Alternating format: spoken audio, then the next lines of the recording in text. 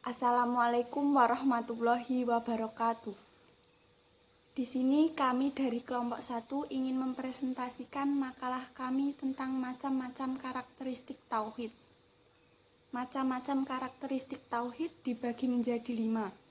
Salah satunya adalah taufikiyah. Kata taufikiyah adalah bentuk taf'il dari akar kata waq yang berarti pelanggaran dan pengungkungan.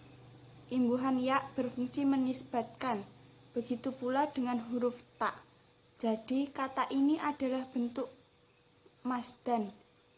Dalam menyatakan berbagai hal tentang akidah, kita tidak menggunakan lafaz-lafaz maupun gaya ungkapannya. Ketidakmampuan akal menemukan dalil untuk menentukan muatan-muatan tersebut dianggap sebagai kemungkinan adanya dalil lain yang menetapkan muatan-muatan akidah seperti dalil pelanggar atau Al-Quran dan As-Sunnah dan dalil indra. Lafaz-lafaz yang digunakan ada 2 macam. Yang pertama adalah lafaz-lafaz dari Al-Quran dan As-Sunnah.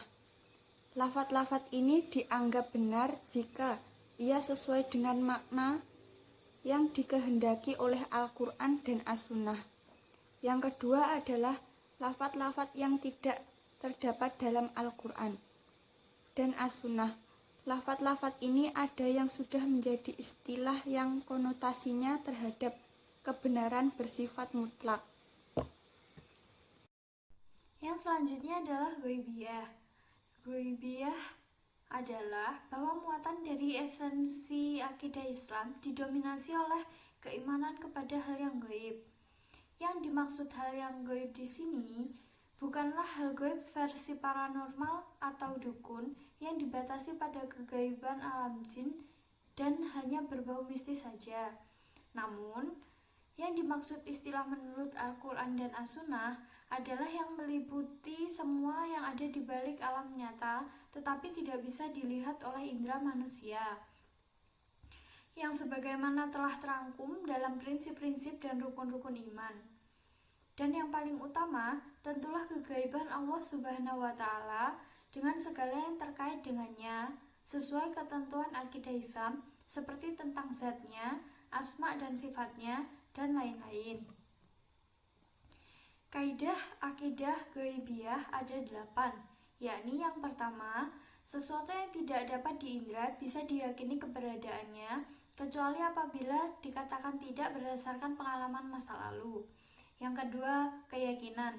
Di samping diperoleh dengan menyaksikan langsung, bisa diperoleh melalui berita kejujuran si pembawa berita tersebut yang benar-benar diyakini. Yang ketiga, keberadaan sesuatu tidak dapat dipungkiri hanya karena tidak bisa dijangkau oleh indera. Yang keempat, sesuatu itu dapat dikhayalkan apabila pernah dijangkau oleh indera.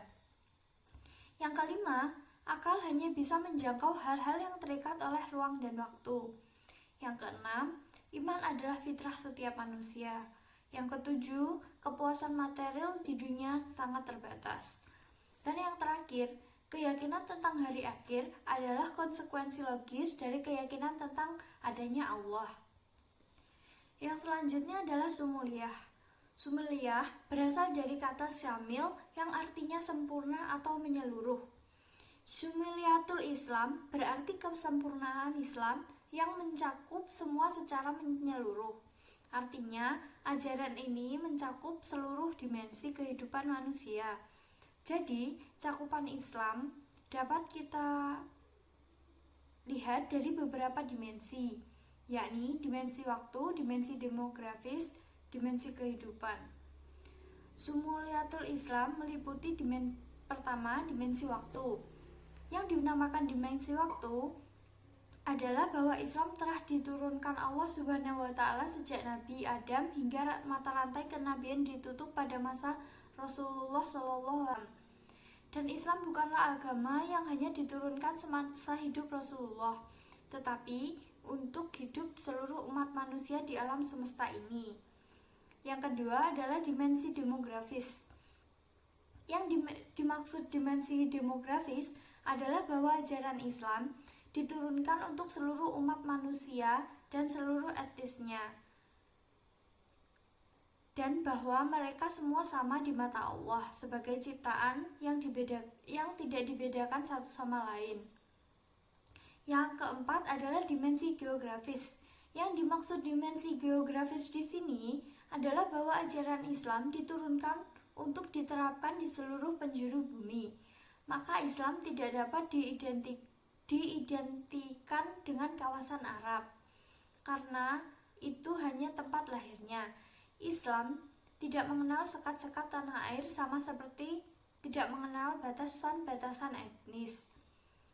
Yang keempat adalah dimensi kehidupan.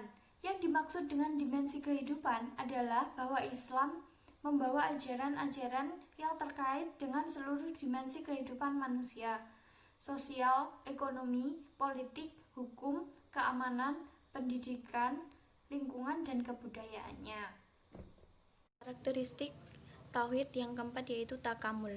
Takamul adalah lengkap, sempurna, bulat, dan terkumpul padanya aneka pandangan hidup. Hukum Islam membentuk umat adalah dalam kesatuan yang bulat walaupun mereka berbeda-beda suku dan bangsa.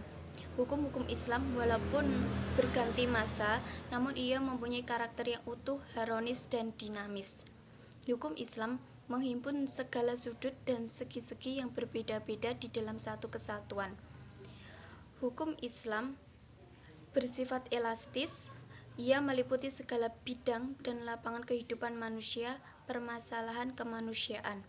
Yang pertama yaitu dimensi ideologi dan akidah, yang merupakan titik bagi semua kehidupan manusia.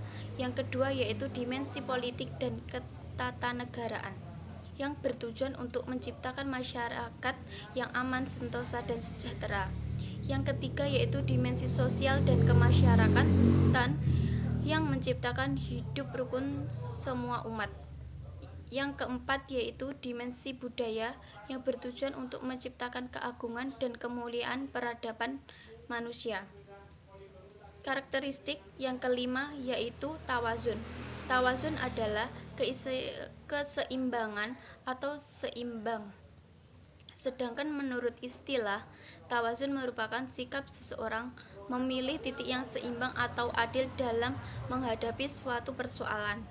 Dalam kehidupan terdepan suatu kejadian di mana seseorang hanya mementingkan urusan duniawinya, dan hal ini diwujudkan dalam kehidupan sehari-hari seperti merokok dan meminum minuman keras.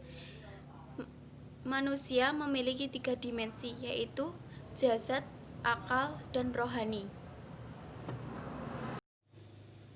Sekian dari presentasi kami. Wassalamualaikum warahmatullahi wabarakatuh.